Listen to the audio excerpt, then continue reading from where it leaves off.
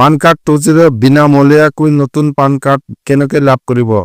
কত কিদৰে কৰিব আবেদন কিমান সোনকালে নতুন পান কাৰ্ড পাব বিনামূলীয়া পান কাৰ্ড পাবলৈ কি কৰিব লাগিব প্ৰতিটো পদক্ষেপ জানি লওক কেন্দ্ৰই পান কাৰ্ড ঘৰে ঘৰে দিবলৈ বিভিন্ন পদক্ষেপ গ্ৰহণ কৰিছে ফলত ঘৰতে পেন কাৰ্ড লাভ কৰিব পাৰিব এইভাবে কেন্দ্ৰীয় চৰকাৰে আৰম্ভ কৰিছে পান কাৰ্ড 2.0 প্ৰজেক্ট নতুন পান কাৰ্ডত কিউআৰ কোড থাকিব গতিকে পেন কাৰ্ডৰ বাবদ খৰচ হ'ব প্ৰায় 1435 কোটি টকা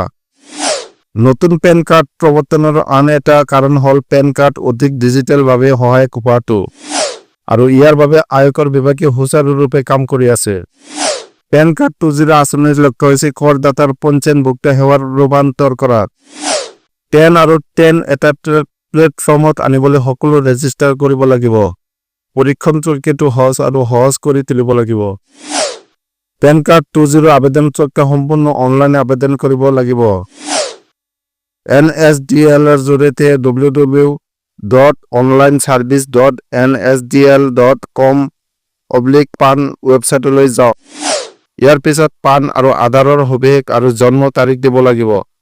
সবিশেষ দিয়াৰ পিছত OTP ৰ বাবে আবেদন কৰিব লাগিব এই পান আবেদন OTP 10 মিনিটৰ বাবে বৈধ হ'ব আবেদনৰ 30 দিনৰ ভিতৰত তিনিটাকৈ অনুৰোধ কাৰ্যকৰী হ'ব ইয়াৰ পিছত GST হ 8 ডকুমেন্ট 26 টকা শুল্ক লোৱা হ'ব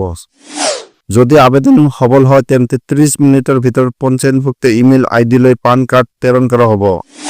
যদি পঞ্জীয়নভুক্ত আইডিত পান পোৱা নাযায় তেন্তে tininfo@proton.tech in যোগাযোগ কৰক